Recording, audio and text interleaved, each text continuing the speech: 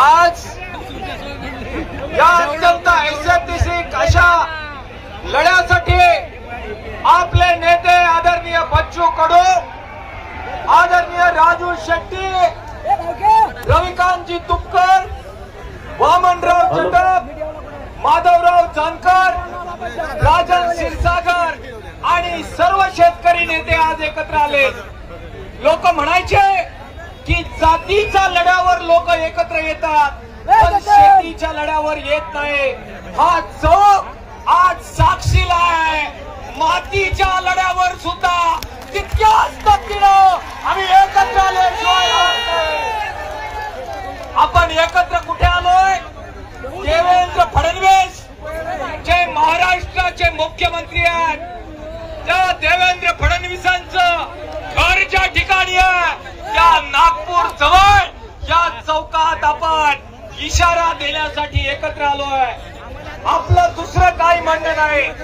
देवेंद्र फडणवीस, आपण म्हणालात निवडणुकीमध्ये आमची मतं घेण्यासाठी म्हणालात, मी सत्तेवर आल्यानंतर 7-12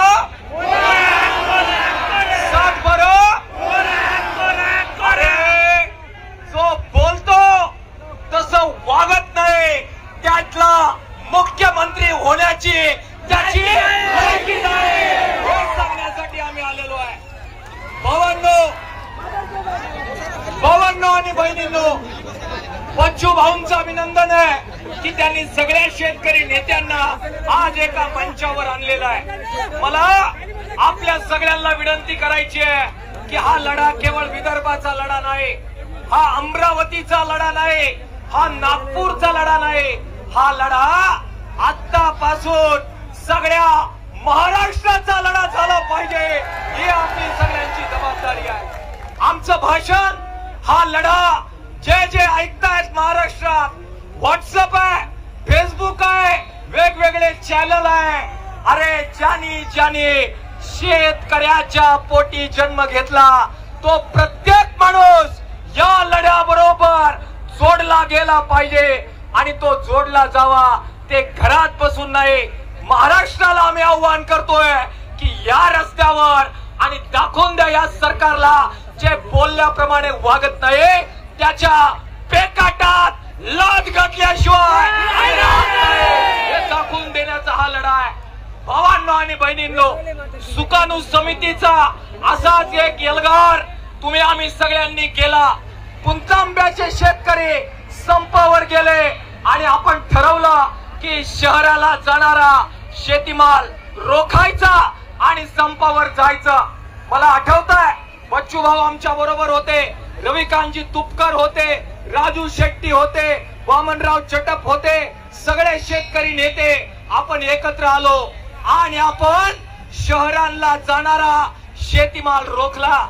2-4 दिवसामध्ये अरे शेतकरी संपावर गेला तर या शहरांची आळाई झाल्याशिवाय राहत नाही, ते आपण त्या लढ्यामध्ये दाखवून दिलं। आज 4 रस्ते तुम्ही ब्लॉक केलेत, 4 रस्ते ब्लॉक केलेत, पण देवेंद्र भाऊ ऐकलं नाही, हलक्यात घेतलं तर महाराष्ट्राचा प्रत्येक रस्ता शेतकऱ्याची पोरं ब्लॉक केल्याशिवाय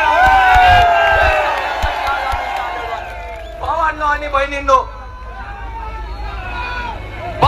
बहिणींनो, अरे कावा काय असतो बघा, कावा हा कावा समजून घ्या।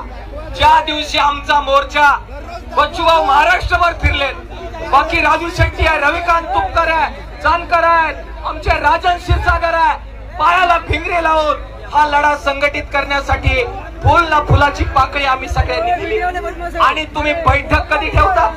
बैठक ज्या दिवशी लाखो लोक एकत्र येतात त्या दिवशी 11 वाजता बैठक ठेवता। म्हणजे आमचे बच्चू भाऊ मुंबईला आणि आमचे राजू शेट्टी मुंबईला, रविकांत तुपकर मुंबईला आणि शेतकरी बेवारस।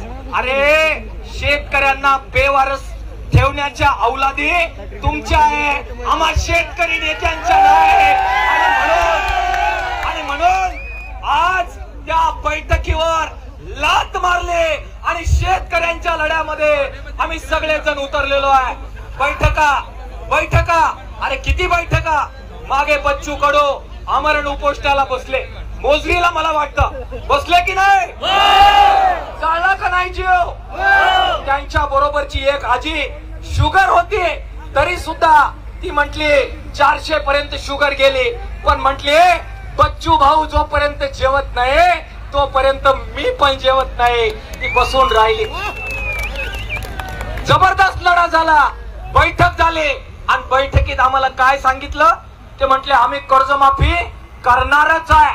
कधी करणार आहे, योग्य वेळेवर करणार आहे. आणि योग्य वेळ कोणती रे भाऊ देवेंद्र फडणवीस, मतदानाची वेळ, निवडणुकीची वेळ. ही जर तुझी योग्य वेळ आहे तर तुझी योग्य वेळ कशी त्याची डिलिव्हरी करायची शेतकऱ्याच्या पोरांना ते बरोबर माहिती आहे. आणि म्हणून आज आपण चौकामध्ये आहोत. भावांनो आणि बहिणींनो, बच्चू भाऊंनी बरोबर सांगितलं, राजू शेट्टी सांगतील, रविकांत तुपकरांनी सांगितलं, जानकर बोलणार आहेत, वामनराव चटप बोलले. आपलं हे रणांगण आहे, आपल्या विरोधात कावा होणार आहे. एवढं वाक्य शांतपणाने ऐका. लढ्याचा काय अनुभव आहे आणि म्हणून सांगतो ते आता समोरासमोर येणार नाही, ते आता आमने सामने येणार नाही. ते कोर्टाची मदत घेतील. त्यांचे काही लोक कोर्टात पाठवतील आणि म्हणतील रस्ते ब्लॉक झाले, सामाजिक अशांतता निर्माण झालीये, आंदोलन मागे घ्या. परंतु देवेंद्र भाऊ, तुमचा हा कावा तुमच्या जवळ राहू द्या. या महाराष्ट्रामध्ये एवढ्या शेतकरी पोरांना कोंडून ठेवतील, तुमच्या बापाने एवढे तुरुंग तयार केलेले नाही.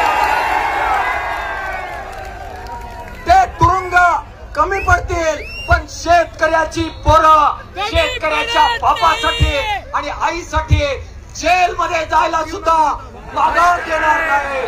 हा संदेश देवा भाऊ. त्यामुळे तुमचा न्यायालयाचा कावा जरा सांभाळून यावेळी करा. तुम्ही प्रत्येक वेळी डाव टाकाल, चळवळी फोडाल, तो काळ निघून गेला. आम्ही हुशार झालेलो आहे. आणि म्हणून भावांनो, आज ज्यावेळी इथे आलो, अनेक दिवस इथं बसायचं आहे, त्यामुळे भाषण होत राहतील, पण तुमच्याकडून शब्द पाहिजे. जो इथे आला, बाहेर जो राहिला त्यांनी पण यावं. पण आता निर्णय झाल्याशिवाय पाठ दाखवायची, पाठ दाखवायची, पाठ दाखवायची. कर्जमाफी झाल्याशिवाय घरी जायचं. देवेंद्र फडणवीसला सबक शिकवल्याशिवाय माघार घ्यायची. धन्यवाद. इन्क्लाब